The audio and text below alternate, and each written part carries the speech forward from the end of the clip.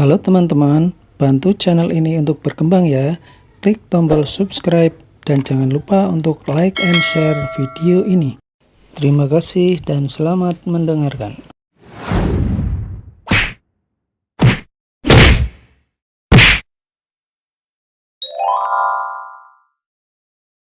Bab 861. Sekalian menghajar gurumu. Guru misterius kaki itu tidak hanya mengajarinya kungfu, tetapi juga merupakan pendukung di belakang kaki. Namun, sekarang kaki malah ingin menyuruh guru misteriusnya yang kuat itu datang. Siapa yang bisa tetap tenang setelah mendengar itu? Kalau kamu tidak puas, suruh saja gurumu ke sini. Kebetulan aku bisa sekalian menghajar gurumu, kata Valentino dengan nada meledek dan semakin sombong. Momentum Valentino yang dominan ini langsung menaklukkan banyak pemuda. Namun, di mata orang-orang seperti Horsah, mereka merasa Valentino sangat kurang ajar. Berhenti membual! Apakah dia tidak tahu siapa gurunya Kak Kaki? Kalau gurunya Kak Kaki datang, kamu pasti akan langsung ketakutan dan berlutut untuk memohon ampun, kata Horsah sambil menunjuk Valentino. Nanti aku akan mengajarmu bagaimana cara berbicara dengan baik. Valentino melirik Horsah sekilas.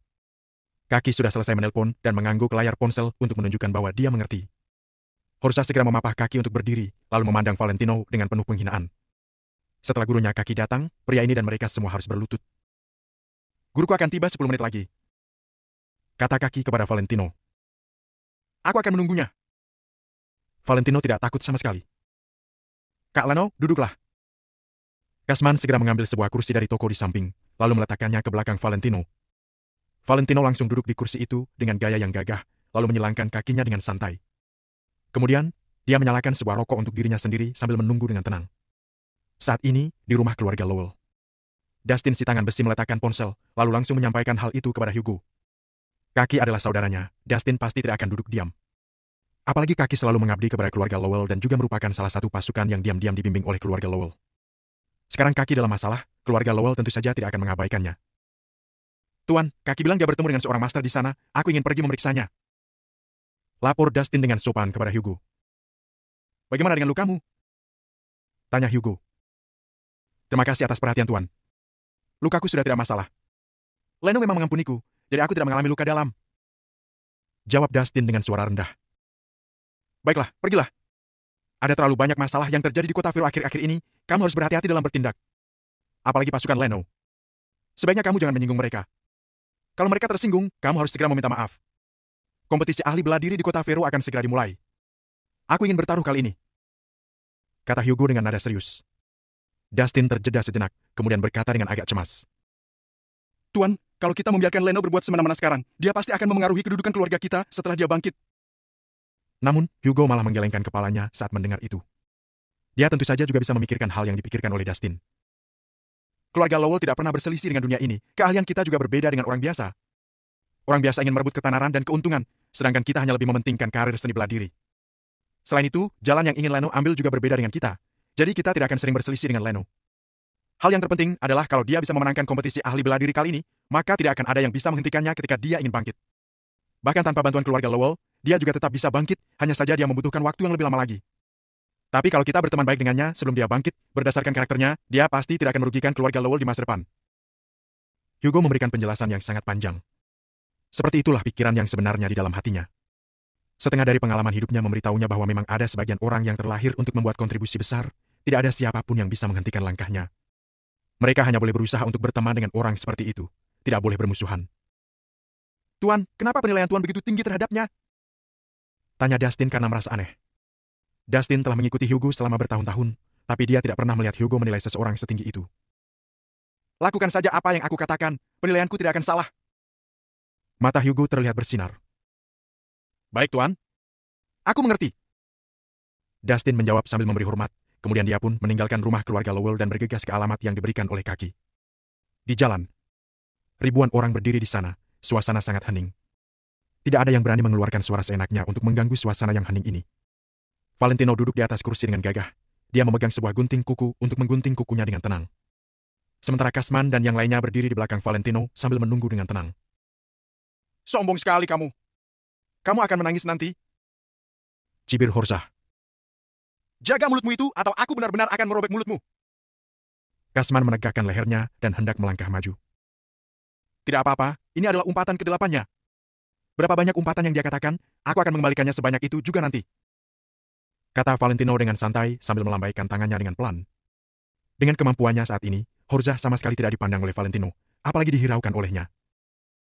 Haha, aku memang memarahimu. Sudah umpatan yang ke-9 kan? Memangnya apa yang bisa kamu lakukan? Bisa sedikit kungfu saja sudah lupa diri. Sehebat apapun kamu, bisakah kamu mengalahkan 300 bawahan di belakangku? Cibir Horza. Diam! Tegur Kaki. Setelah itu, barulah Horza menutupi mulutnya dengan kesal. 2 menit kemudian, tiba-tiba terdengar deru mesin dari kejauhan. Suara itu terdengar sangat menusuk telinga di tengah suasana yang hening ini. Kaki terkejut, dia buru-buru melihat ke sumber suara. Kaki melihat kerumunan di kejauhan dengan cepat membuka jalan, lalu sebuah Maybach pun perlahan melaju ke arah mereka. Setelah melihat plat nomor mobil itu, Kaki buru-buru melangkah maju dan terlihat senang. Hahaha. Bocah, kamu masih sempat untuk memohon ampun sekarang. Gurunya Kak Kaki sudah tiba. Kalau kamu telat 1 detik untuk berlutut, kedua kakimu itu tidak akan bisa diselamatkan hari ini. Hahaha. Horza tertawa terbahak-bahak sambil menatap Valentino dengan ekspresi mengejek. 10 kalimat. Valentino meniup kukunya tanpa mendongak, lalu mulai menggunting kuku selanjutnya dengan serius. Mobil itu perlahan berhenti dan Dustin pun turun dari mobil. Pak. Kaki menyapa Dustin dengan hormat dan langsung berlutut di tanah dengan satu lutut untuk memberi hormat kepada Dustin.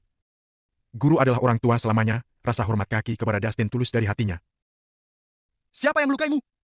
Apakah dia tidak mengenal aku, Dustin si tangan besi? Dustin marah besar saat melihat darah di sudut bibir Kaki. Setelah Dustin mengatakan itu, semua orang di sekitar sangat terkejut. Setelah melihat Maybach itu dan plat nomor yang begitu mengesankan, mereka sudah tahu bahwa identitas Dustin pasti tidak sederhana. Namun, setelah mereka mendengar Dustin menyebut namanya sendiri sekarang, mereka langsung membelalakan mata. Shh. Ternyata dia adalah Dustin si tangan besi. Dia adalah master sebenarnya. Bab 862, Kehormatan. Katanya Dustin si tangan besi, punya warisan seni bela diri sejati.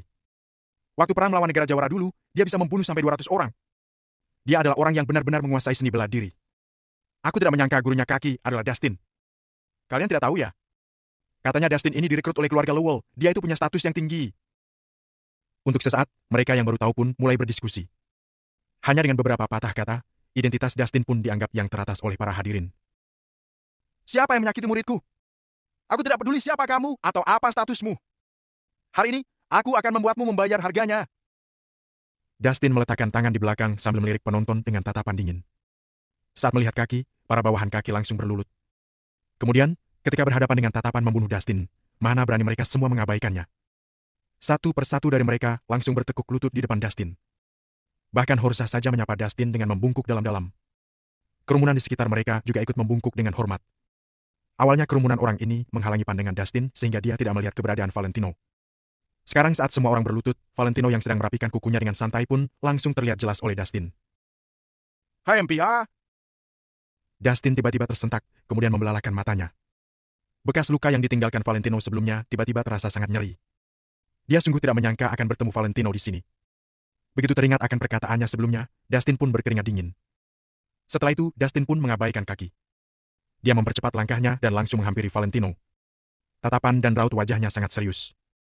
Dia tidak berani bersikap tidak hormat di depan Valentino.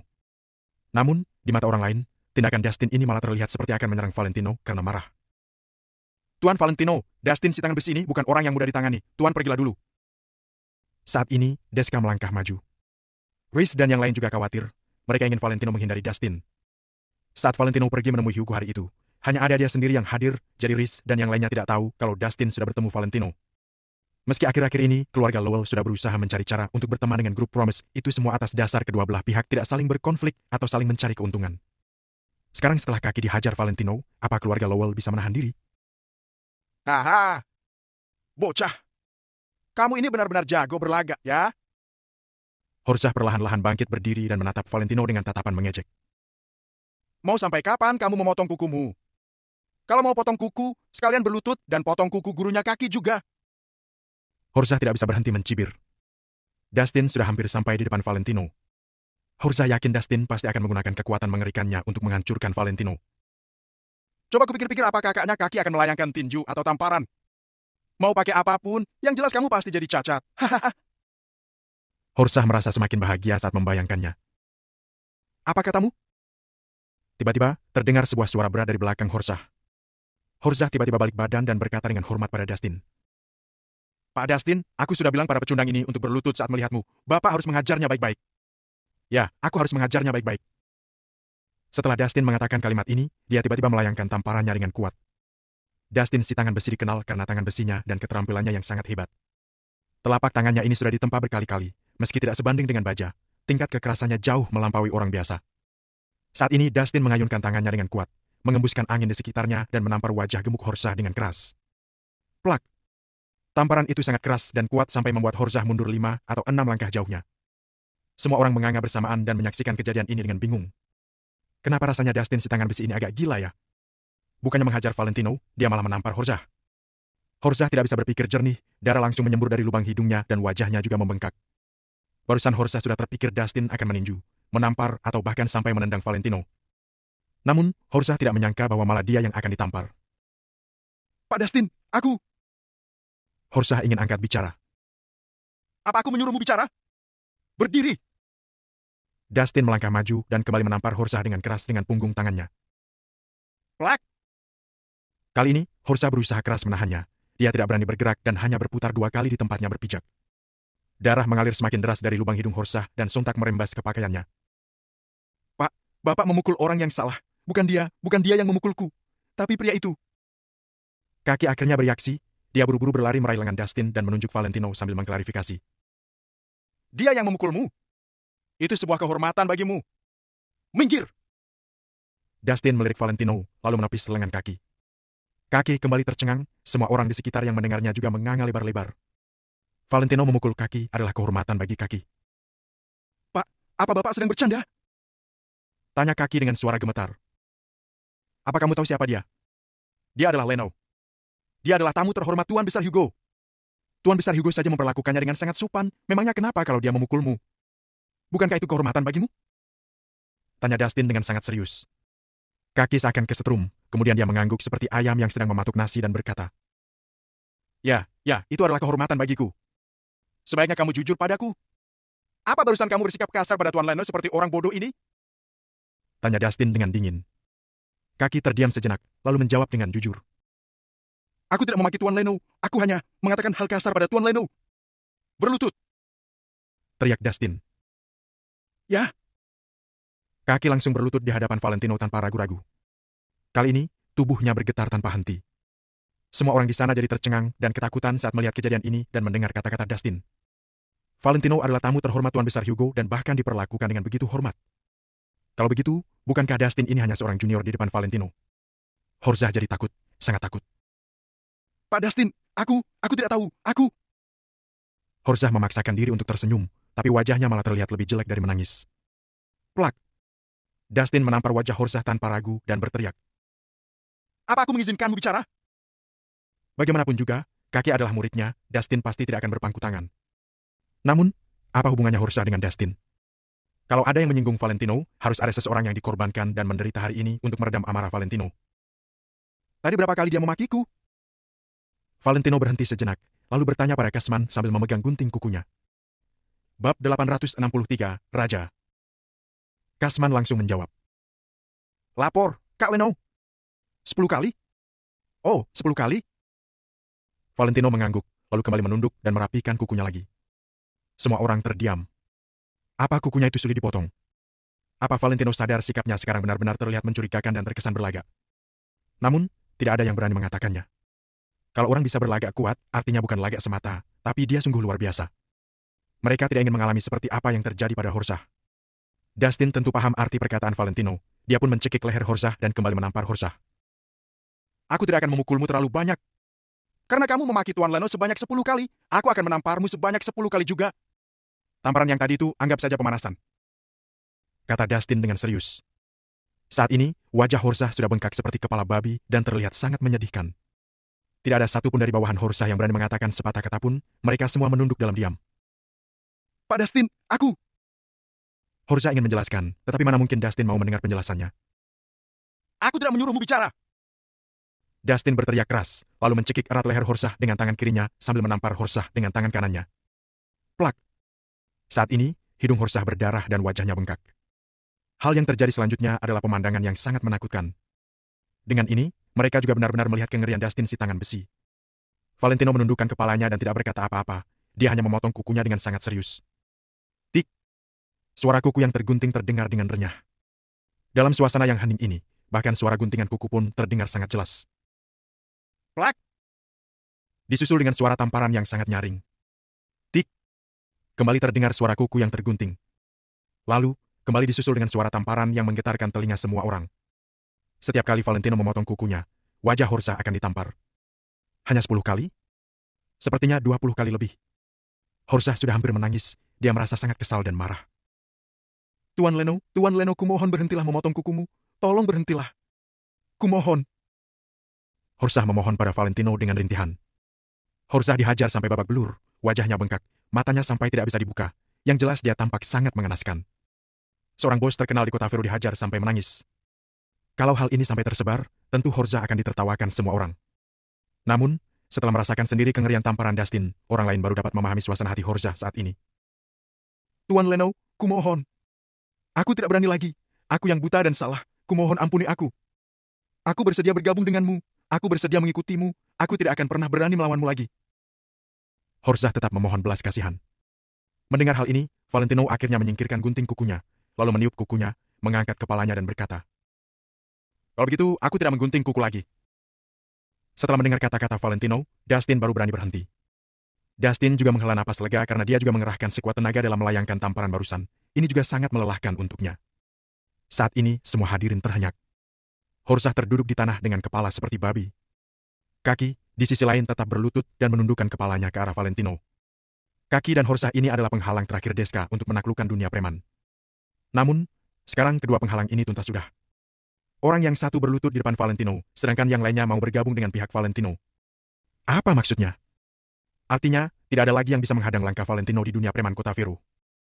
Bahkan sepertinya mulai hari ini dan seterusnya, kota Vero yang awalnya rumit akan menyambut sistem penyatuan yang baru. Seluruh dunia preman dikendalikan oleh satu nama, yaitu Leno. Dustin melirik Valentino, kemudian teringat kata-kata Hugo. Dia pun langsung menghampiri Valentino dan membungkuk hormat pada Valentino. Tuan Leno, sikap muridku ini salah dan sudah menyinggungmu. Kumohon Tuan memaafkannya. Untuk menunjukkan permohonan maaf yang tulus, mulai hari ini kaki akan berada di bawah komandomu, kamu bisa memerintahnya sesuka hati. Dustin berkata dengan serius dan mengejutkan semua orang di sekitarnya. Tidak ada orang yang bisa menghentikannya. Seperti kehendak langit Leno. Adalah rajanya. Semua akan terjadi sesuai kemauannya. Tidak ada lagi orang yang bisa menghalanginya. Salam hormat kepada Kak Leno. Seru kaki tanpa ragu. Salam hormat kepada Kak Leno. Tiba-tiba, semua orang di sana berseru dengan serentak. Horsa juga bangun dengan susah payah dan memberi salam pada Valentino dengan hormat. Ada beberapa orang yang begitu kuat sehingga meski mereka memukulmu, kamu tetap harus tunduk padanya.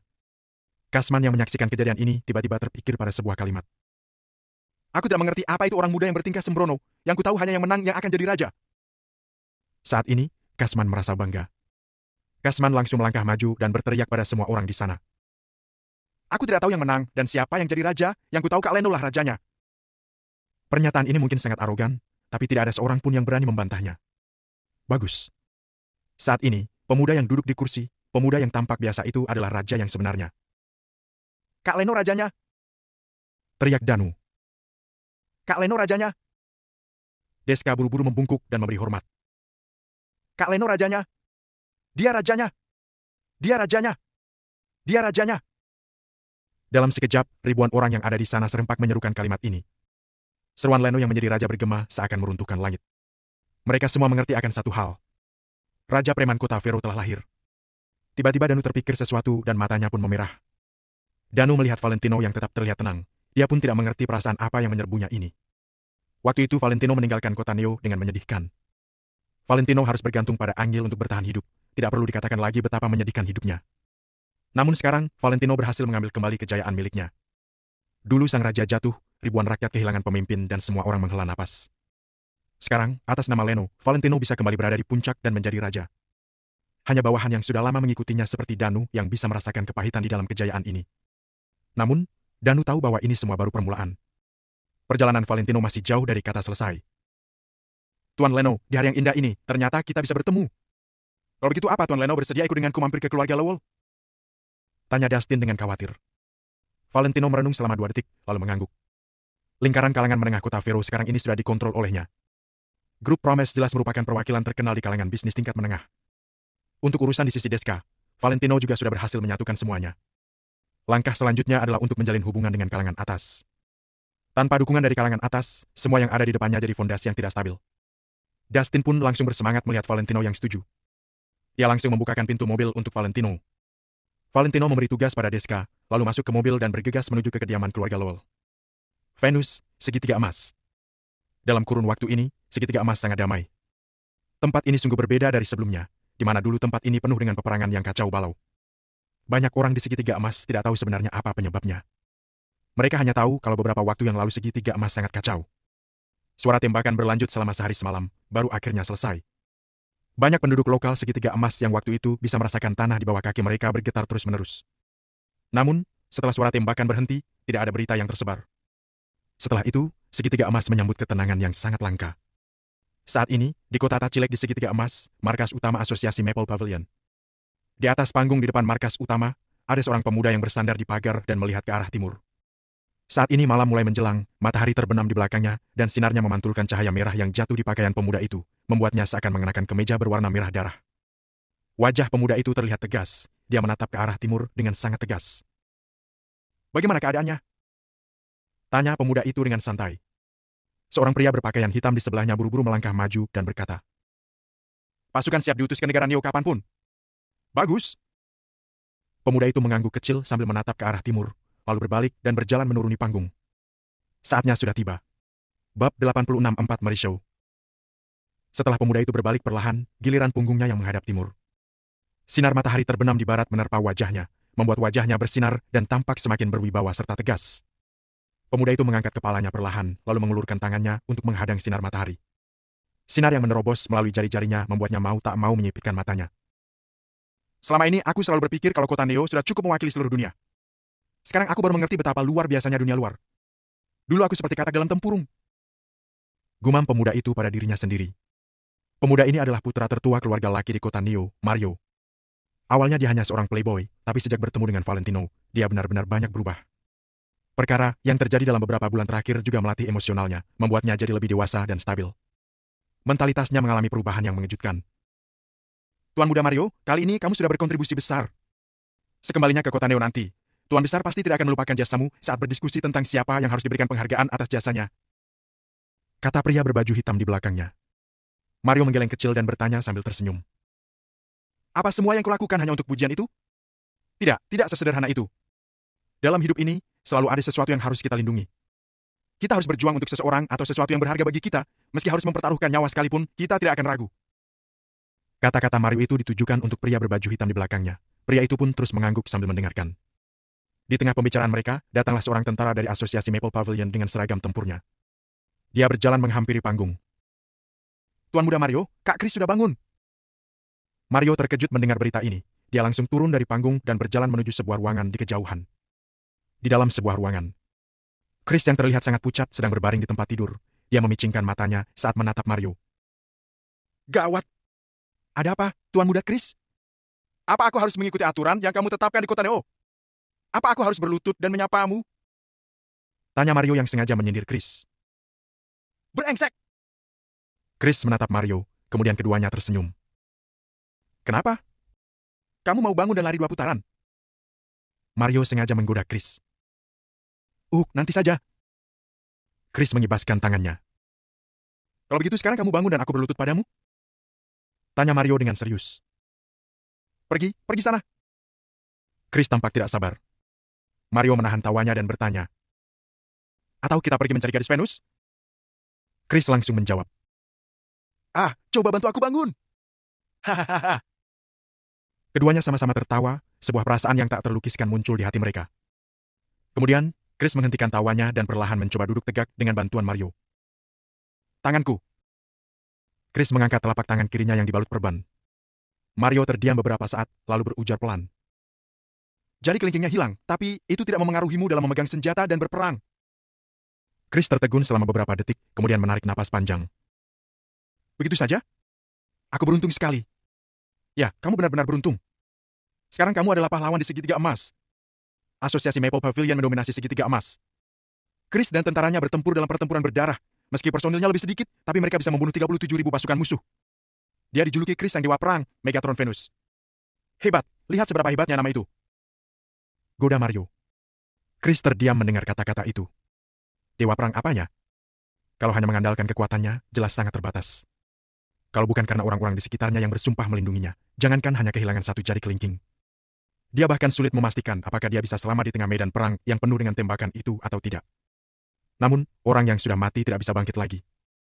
Hidup dan mati bukan perkara yang baru Chris alami. Chris masih harus menjalani jalan yang tersisa. Dia harus menyelesaikan tujuan akhirnya. Dengan begitu dia tidak akan mengecewakan orang-orang yang sudah berkorban. Aku benar-benar tidak menyangka ada hari di mana bisa bertemu bajingan yang kabur di belakang Rain waktu di medan perang. Brengsek, dia bahkan datang dengan mengendarai tank tempur darat. Chris menarik napas dalam-dalam. Dia merasa sangat kesal setiap kali teringat akan hal ini. Malam itu, Chris mengirim pasukan untuk menyerang Panglima Selwyn, tapi alhasil dia malah jatuh dalam perangkap Selwyn. Selwyn bersama dengan beberapa panglima perang lainnya pun langsung mengepung Chris. Musuh menyerang Chris dari segala arah. Chris bersumpah untuk tidak menyerah. Dia menyuruh orang memegang bendera asosiasi Maple Pavilion tinggi-tinggi dan memimpin semua saudaranya berperang dalam pertempuran berdarah. Peluru menyapu mereka dari segala arah. Orang-orang di sekitar Chris berjatuhan dan tertebas seperti butiran gandum. Peluru tidak punya mata. Meski para jenderal melindungi Chris dengan sangat baik, Chris masih terluka parah. Selain itu, waktu itu Chris langsung merobek seragam tempurnya. Dia mengikatnya erat-erat ke bagian yang terluka dan terus bertarung. Namun, sebanyak apapun peluru yang ada, pada akhirnya habis juga. Dalam menghadapi serangan dari segala arah, asosiasi Maple Pavilion dengan cepat kehabisan amunisi dan persediaan makanan. Chris memimpin saudara-saudaranya untuk menjatuhkan senjata dan meluncurkan serangan. Peluru menyerang mereka dari sisi berlawanan. Mereka tidak menyerang kawanan Chris langsung. Mereka terus menembak dan mengenai musuh dengan telak. Mata Chris memerah seperti darah. Dia menangis tanpa air mata. Hatinya sangat sedih. Dia menyaksikan satu persatu saudara di sampingnya tumbang dan menyimpan kebencian yang dalam di hatinya. Mereka ini adalah saudara yang menemaninya hidup dan mati. Akhirnya, Chris tertembak di kaki dan langsung jatuh ke tanah. Sebagian besar anggota asosiasi Maple Pavilion juga jatuh tertembak. Namun justru saat inilah kekuatan asosiasi Maple Pavilion yang sebenarnya terungkap. Tidak ada satupun dari mereka yang mundur. Semua orang berteriak menyerukan bahwa bendera Maple Pavilion tidak akan jatuh. Lalu mereka merangkak untuk membasmi musuh. Beberapa panglima perang di pihak Selwyn juga terkejut sampai tidak bisa berkata-kata. Mereka belum pernah melihat adegan heroik negara Nagon saat perang melawan negara Jawara. Jadi mereka tidak akan pernah mengerti kenapa negara Nagon yang tidak takut mati demi mempertahankan tanah air. Selain itu, perbuatan Chris memberi pelajaran pada mereka. Namun, pihak lawan sama sekali tidak merasa kasihan dan berbelas kasih. Panglima Selwyn sangat marah dan langsung mengirim 10 senjata mortar. Dia siap meluncurkan pengeboman ke semua arah di sekitar Chris.